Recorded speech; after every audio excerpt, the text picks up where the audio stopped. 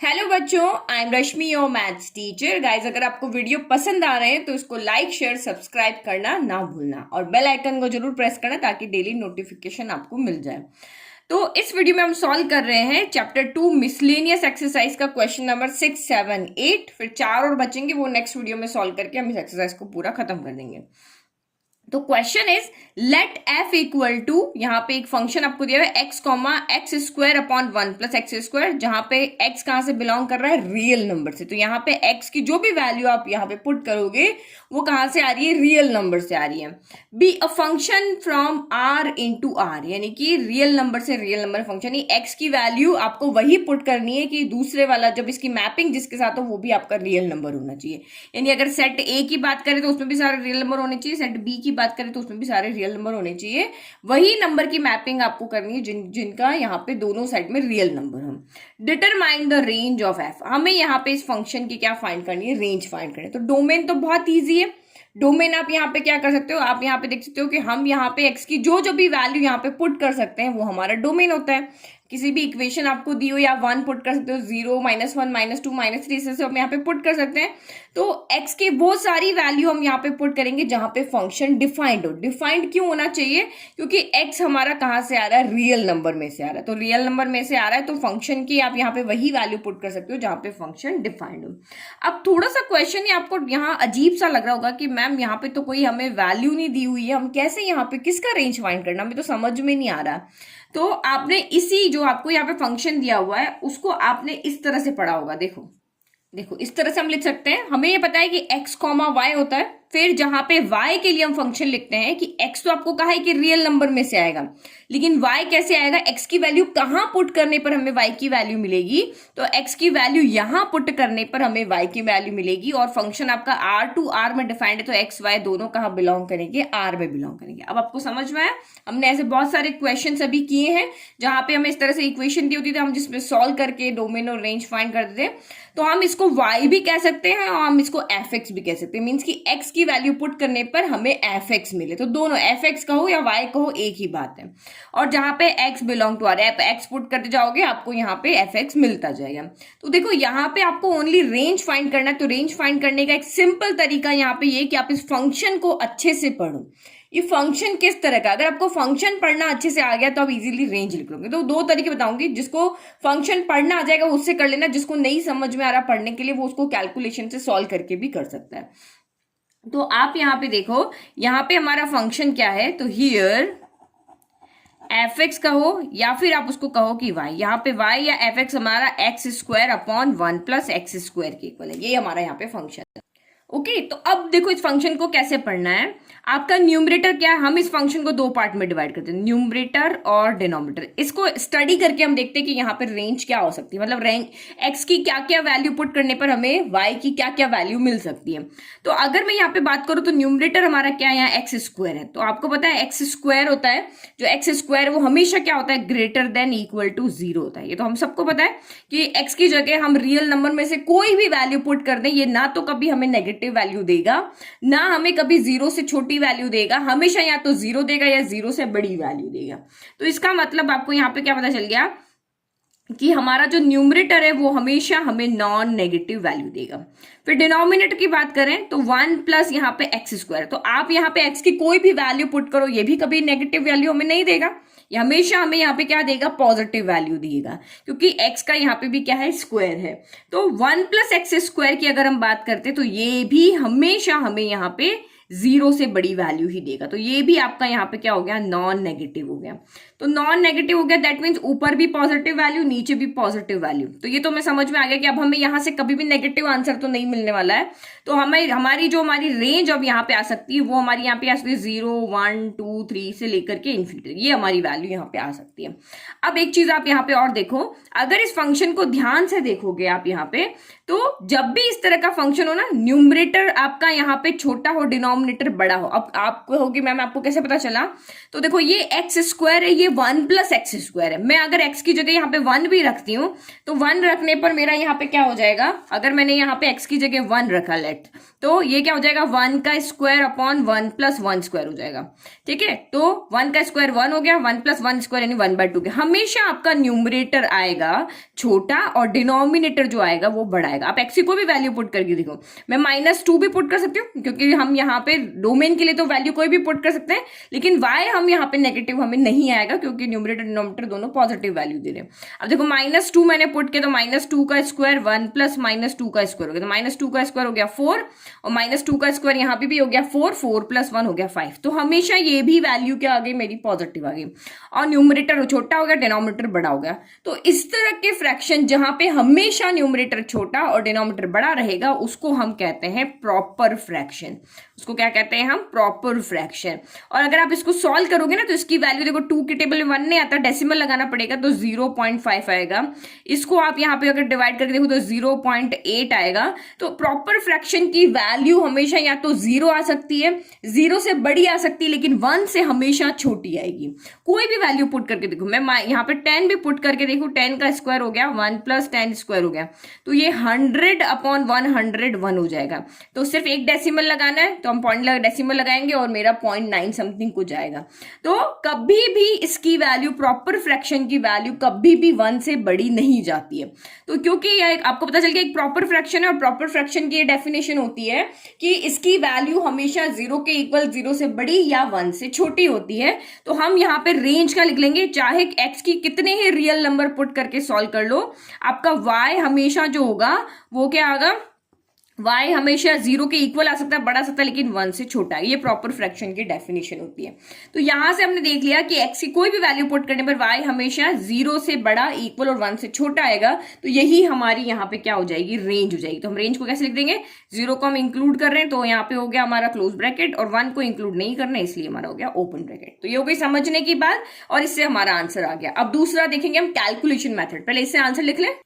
तो here x square upon 1 plus x square is never be negative for any value of x, so it is a proper fraction. तो proper fraction we know that so proper fraction is always greater than or equal to 0, 0 के बड़ा और या फिर equal हो सकता है, but 1 से हमेशा लेस होगा। तो आपकी यहाँ पे रेंज क्या आ जाएगी, रेंज हमारी यही आ जाएगी। तो हमने इक्वेशन को समझ के लिख दिया कि हम 0 को तो यहाँ पे इंक्लूड कर रहे बट 1 को नहीं कर रहे, तो ये हमारी यहाँ पे क्या हो गई, रेंज हो गई। अब हम करते हैं इसको सॉल्व करके, बार बार थोड़ी ना ऐसे फंक्शंस को पढ़ेंगे, सॉल्व भी तो कर सकते हैं। ओके, तो रेंज सेकंड मेथड करें, range equal to set of values of F X और वाई, यानी कि हर एक्स की वैल्यू तो डोमेन होता है, एफ एक्स और वाई की वैल्यू हमारी रेंज होती है। तो इसको हम कैसे फाइंड करते हैं, हम ये इक्वेशन लेते हैं सबसे पहले, जो हमारी इक्वेशन गिवन है उसी को हम यहाँ पे लेते हैं। अब उसके बाद आपको यहाँ पे क्या करना होता है कि हमेशा जब भी आप इक्वेशन को सॉल्व करके रेंज फाइंड कर रहे हो तो हमेशा एक्स को इन टर्म ऑफ वाई लिखना होता है। ठीक है, 2-3 स्टेप्स आप यहाँ पे ध्यान रखना। हमेशा यहाँ पे क्या करोगे, एक्स को क्या करोगे, इन टर्म्स ऑफ वाई लिखोगे। तो इन टर्म्स ऑफ वाई करने के लिए पहले हमें इस इक्वेशन को सॉल्व करना पड़ेगा। तो हम इस 1 प्लस एक्स स्क्वायर को उधर ले जाते हैं, तो ये हो गया Y into 1 plus X square equal to हो गया एक्स स्क्वायर। वाई को अंदर मल्टीप्लाई कर दो, 1 इंटू वाई, वाई हो गया, और ये आपका एक्स स्क्वायर वाई हो गया, इक्वल में आपका एक्स स्क्वायर हो गया। हमें एक्स को इन टर्म ऑफ वाई लिखना ना, तो हम इधर चले जाते हैं। तो वाई इक्वल टू आपका एक्स स्क्वायर हो गया, प्लस का एक्स स्क्वायर वाई, इधर आके माइनस का एक्स स्क्वायर y हो गया। फिर यहां से हम एक्स स्क्वायर को कॉमन ले सकते हैं, तो ये मैंने एक्स स्क्वायर कॉमन ले लिया, तो यहां से 1 माइनस वाई बच गया। अब क्योंकि मेरे पास 2 बार x था ना, तो मुझे इसको सॉल्व करके सिर्फ एक बार x लेकर आना था, तो इसीलिए मैंने ये सारा किया।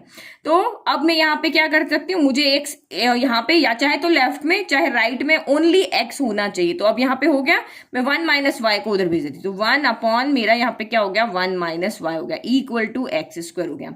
तो आपकी स्टेप आपको यहाँ पे क्या याद रखनी है, वो याद रखनी है कि write X in term of Y. तो अभी तो हमारा एक्स नहीं हो, एक्स स्क्वायर है, तो हम यहाँ पे स्क्वायर को उधर भेज देते। देखो मैं इस इक्वेशन को ऐसे भी लिख सकती हूँ, X square upon equal to, इसको इधर लिया, इसको इधर ले लिया, क्योंकि हम इसको सॉल्व करना है ना। तो ये यहाँ पे क्या आ गया आपका x इक्वल टू क्या आ गया, ये स्क्वायर इधर आएगा तो under root of y upon 1 minus Y हो जाएगा। तो ये आपका यहाँ पे क्या बन गया, एक स्क्वायर रूट फंक्शन बन गया। अब यहाँ से हमें y की वैल्यू लेकर आनी, रेंज के लिए क्या होता है, y की वैल्यू लाते हैं, तो ये हमारा x इक्वल टू x हमारा y के फॉर्म में हो गया और ये एक आपका यहाँ पे क्या बन गया, स्क्वायर रूट फंक्शन हो गया। तो स्क्वायर रूट फंक्शन का बिहेवियर तो आप सभी लोग जानते हो, ठीक है। तो ये आपका स्क्वायर रूट के अंदर आ गया। तो x आपका कहां से आ रहा है, रियल नंबर में से आ रहा है। तो हर x की रियल वैल्यू के लिए y की भी रियल वैल्यू ही मिलनी चाहिए, क्योंकि अगर आपने, अब रियल वैल्यू कैसे मिलेगी, क्योंकि ये रूट के अंदर तुम्हें पता है स्क्वायर रूट के अंदर जो भी आपका यहाँ पे टर्म होती है वो हमेशा ग्रेटर देन इक्वल टू 0 होगी, तभी ये फंक्शन डिफाइंड करेगा, अदरवाइज ये फंक्शन यहाँ पे डिफाइंड नहीं करेगा। तो क्योंकि हमें यहाँ पे आंसर चाहिए, तो x की वैल्यू पुट करने पर आपको y की वैल्यू भी वहां पे रियल नंबर की फॉर्म में ही मिलनी चाहिए। रूट के अंदर आपका नेगेटिव आ गया, दैट मींस वो डिफाइंड वैल्यू नहीं होगी। और स्क्वायर रूट फंक्शन को वैसे भी हमें सॉल्व करने आता है कि अंदर वाली टर्म यानी स्क्वायर रूट का क्या बिहेवियर होता है, वो हमेशा पॉजिटिव वैल्यू को लेता है और पॉजिटिव वैल्यू को ही आंसर में देता है, ना तो वो नेगेटिव वैल्यू लेता है ना ही वो नेगेटिव वैल्यू देता है।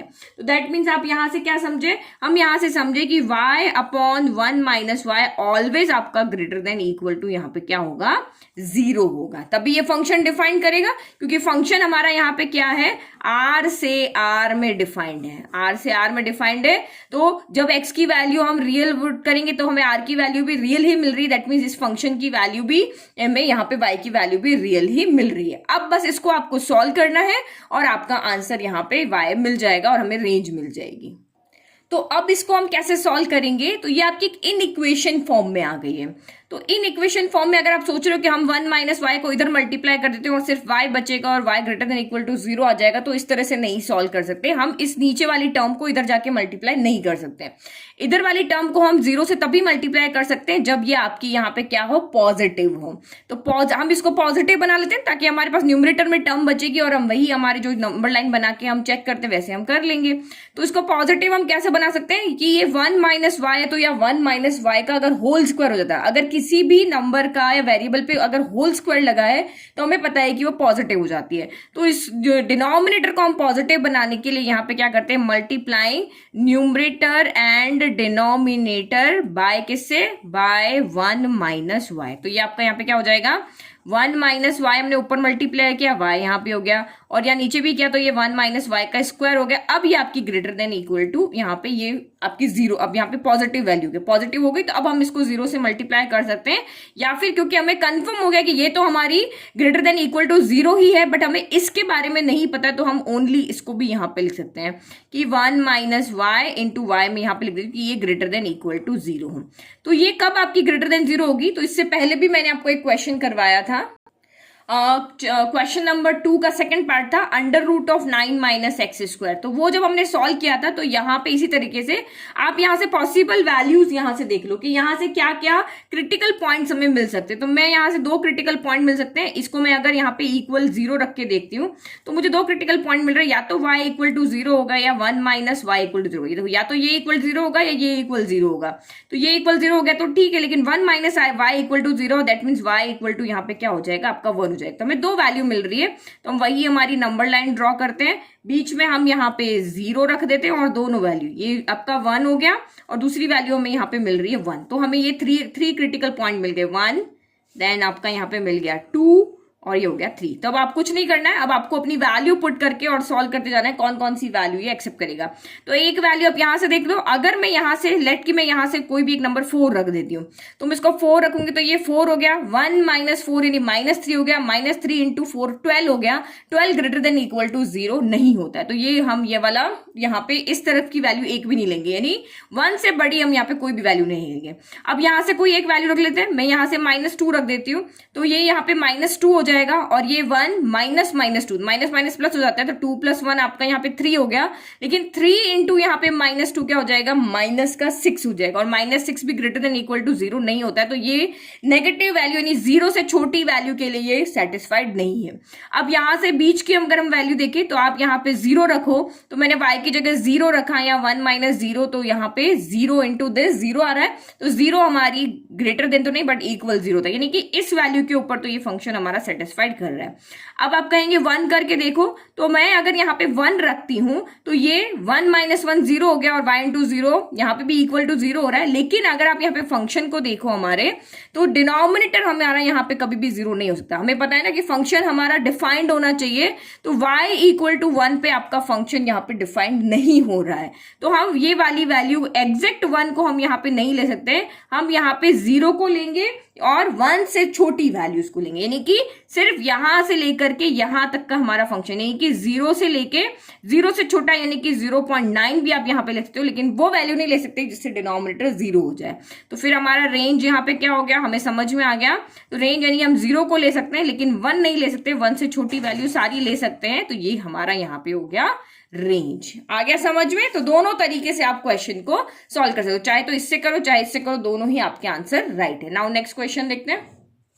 Now question number 7, let f and g r to r be defined respectively by fx equal to x plus 1 and gx equal to 2x minus 3. Find f plus g, f minus g, f upon g. यानी कि ये algebra of real function आ गया। दो function है, f भी r to r defined है, g भी real number से रियल नंबर पर डिफाइंड है, लेकिन फंक्शन f क्या है, फंक्शन f आपका x प्लस 1 है, फंक्शन g आपका यहाँ पे क्या है 2x माइनस 3 है। तो आपको f प्लस g दोनों फंक्शन का एडिशन, दोनों का सब्ट्रैक्शन, दोनों का डिवीजन आपको फाइंड करना है। तो एक बार ये वाला रिकॉल कर लो, एडिशन ऑफ टू नंबर, यानी आपको सिर्फ f प्लस g फाइंड करना है। दैट मीन्स कि f प्लस g को हम यहाँ पे क्या लिखते हैं, fx प्लस gx लिख सकते हैं। f माइनस जी आपको कहा है तो f माइनस जी को आप fx माइनस gx लिख सकते हैं। और डिवीजन आपको यहाँ पे कहा है तो f अपॉन g को आप यहाँ पे fx अपॉन gx लिख सकते हो। तो ये चीज आपको याद है तो सिंपल है, सबसे ज्यादा क्वेश्चन हमारा यहाँ पे इजीली हम इसको सॉल्व कर लेंगे। तो गिवन हमने लिख दिया here f comma g function जो है, दोनों हमारे दो फंक्शन है r टू r में डिफाइंड है, fx ये है gx ये है। फर्स्ट हमें फाइंड करना है f प्लस g, तो हमें पता है कि f प्लस जी एक्स जो होता है दोनों फंक्शन का जो सम होता है वो इस तरह से हम कर सकते हैं। बहुत सिंपल क्वेश्चन है, आपको यहाँ पे प्लस का साइन देखते दोनों को ऐड कर देना है, माइनस का साइन देखते दोनों को सब्ट्रैक्ट कर देना, और f अपॉन जी डिवाइड का साइन देखते दोनों को डिवाइड कर देना है।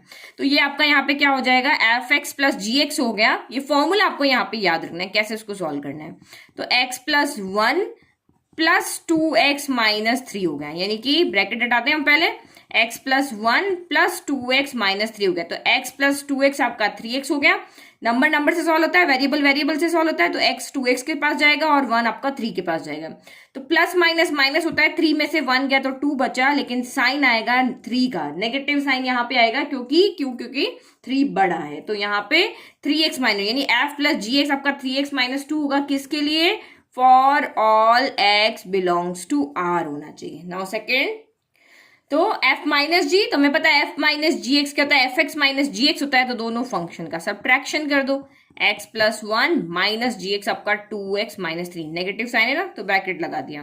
फिर आप ओपन करो तो x plus 1 minus plus minus 2x। तो सबसे सिंपल क्वेश्चन है इस एक्सरसाइज का, बिल्कुल सोचना, ये छोटे बच्चे का क्वेश्चन है। माइनस माइनस प्लस आपका यहाँ पे 3 हो गया, दो फंक्शन को ऐड करो, दो को सब्ट्रैक्ट करो और इजीली हो गया। बट कंफ्यूज आपको यहाँ पे क्या करता है कि मैम यहाँ पे तो x नहीं लिखा हुआ, क्योंकि हमने जो फॉर्मूला पढ़ा था उसमें तो बाहर x था, तो हम x को अंदर लेकर जाएं तो हम इसको सीधा भी लिख सकते हैं। यहाँ पे फंक्शन को आपको fx ना कह के फंक्शन का नेम तो कुछ भी दे सकते हैं, इन्होंने फंक्शन का fx ना करके f नेम दे दिया और g नेम दे दिया, लेकिन हमें यहाँ पे x दिया हुआ है तो हमने इसको पूरा नाम कर दिया, इन्होंने अधूरा नाम लिख दिया ना, यहाँ पे हमने पूरा कर दिया।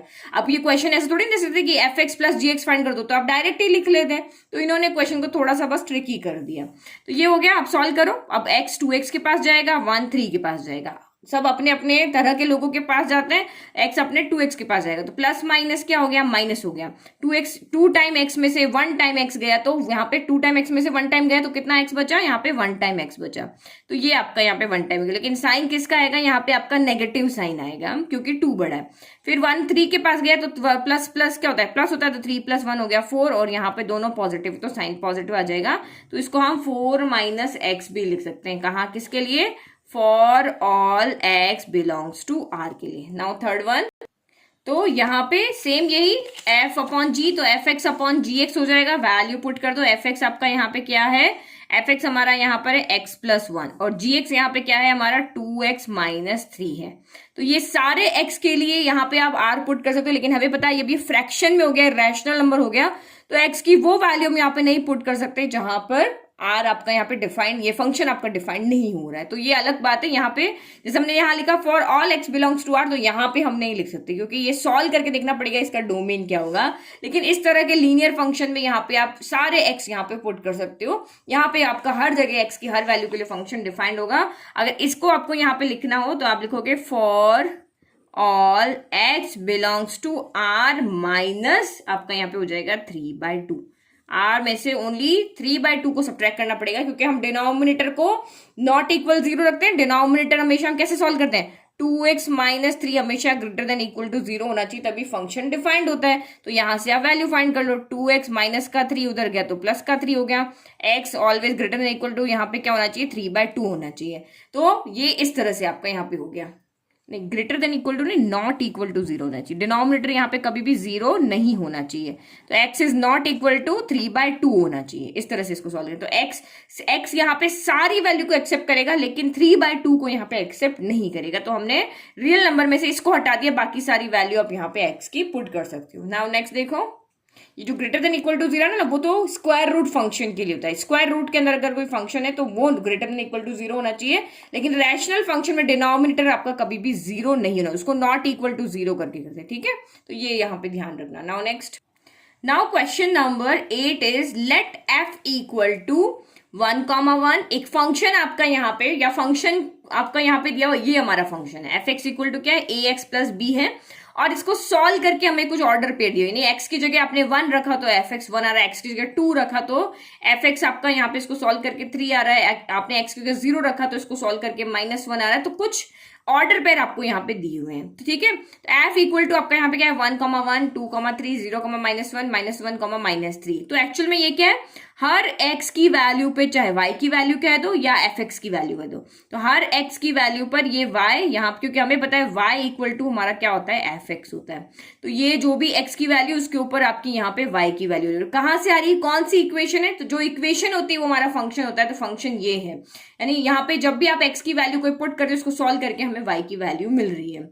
B a function from z to z, तो आपका z यहाँ पे क्या होता है, इंटीजर होता है। तो इंटीजर आपका यहाँ पे क्या होता है, इंटीजर होता है 0 देन -1 -2, तो इधर भी जाएगा इन्फिनिटी तक, और 1 फिर आपका 2 हो गया और इधर भी जाएगा इन्फिनिटी तक। तो इसको हम कहते हैं इंटीजर्स। जैसे आपका नेचुरल नंबर, होल नंबर, इस तरह से रियल नंबर अलग अलग होते हैं। तो ये इंटीजर का मतलब 0 बीच में, नेगेटिव में भी इन्फिनिटी, पॉजिटिव में भी इन्फिनिटी, इसको हम इंटीजर कहते हैं।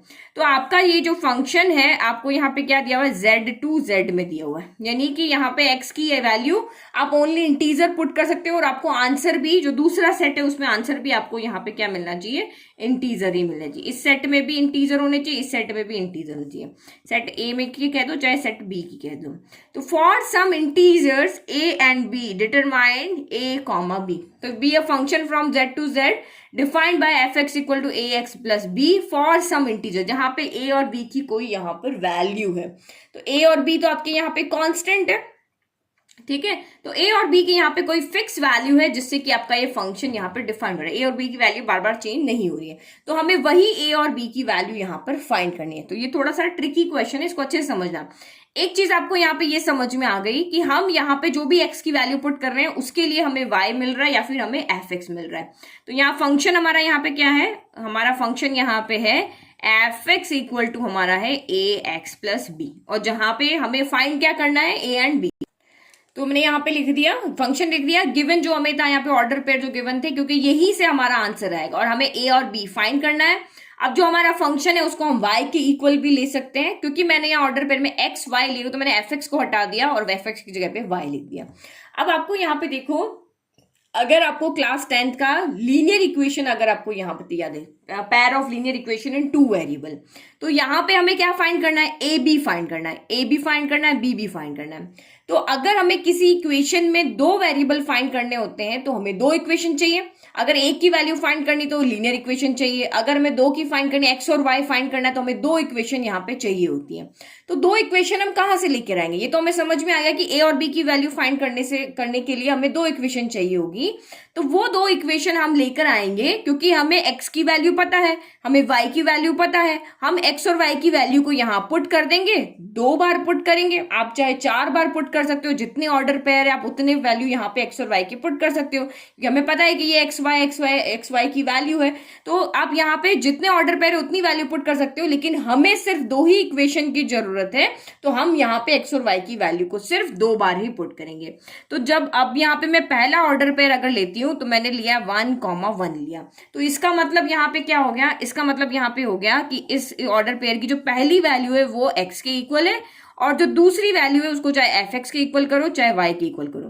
तो यहाँ 4 वेरिएबल थे, 4 में से 2 की वैल्यू में पता है, तो आप यहाँ पे पुट कर लो। तो वाई की जगह हमने 1 रखा, तो ये इक्वेशन फर्स्ट ले लेते हैं, और ये ए रखा, एक्स की जगह भी 1 रखा, और ये बी हो गया। तो ये हमने कहां से रखा, फ्रॉम इक्वेशन नंबर 1 से।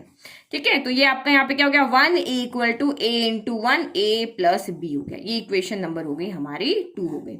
अब हमें एक और इक्वेशन चाहिए, चाहे ये ऑर्डर पेयर ले लो, चाहे ये ले लो, चाहे ये ले लो, कोई भी ऑर्डर पेयर ले लो, आपका इजीली सॉल्व हो जाएगा। अगर मैं ये वाला ऑर्डर पेयर लेती हूँ ना, एक्स की जगह मैं 0 रखूंगी और सीधी मुझे यहाँ से बी मिल जाएगा।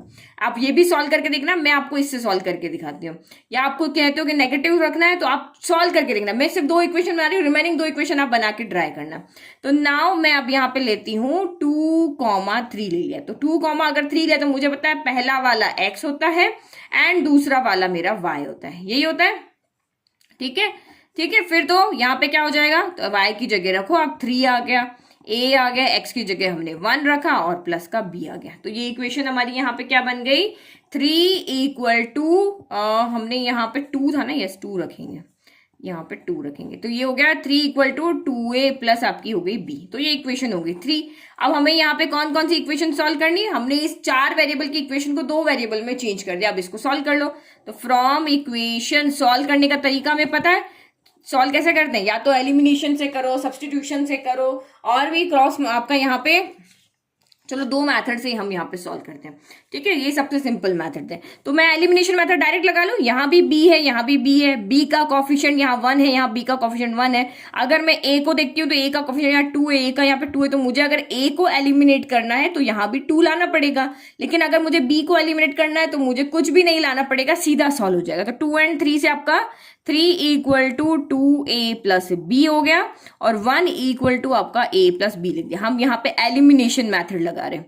तो मुझे यहाँ पे क्या दिख रहा है, b के कोफिशिएंट सेम है तो b को एलिमिनेट करना है, बट b के तो सेम साइन है तो b तो एलिमिनेट होगा नहीं। तो उसके लिए हमें क्या करना पड़ता है, साइन चेंज करने पड़ते हैं। अगर पहले से साइन यहाँ पे सेम है, तो पहले से अगर साइन एक प्लस का है एक माइनस का, तो एलिमिनेट नहीं करना, चेंज नहीं करना है। लेकिन अगर साइन सेम है तो आपको यहाँ पे साइन चेंज करने पड़ते हैं। ठीक है, तो ये रूल है, जिसको भी एलिमिनेट कर रहे हो उसकी साइन डिफरेंट होने चाहिए। तो पहले से डिफरेंट है तो सीधा एलिमिनेट हो जाएगा, और पहले से डिफरेंट नहीं है तो आपको साइन यहाँ पे चेंज करने पड़ेंगे। तो ये हमने चेंज कर दिया, बी से बी हो गया एलिमिनेट।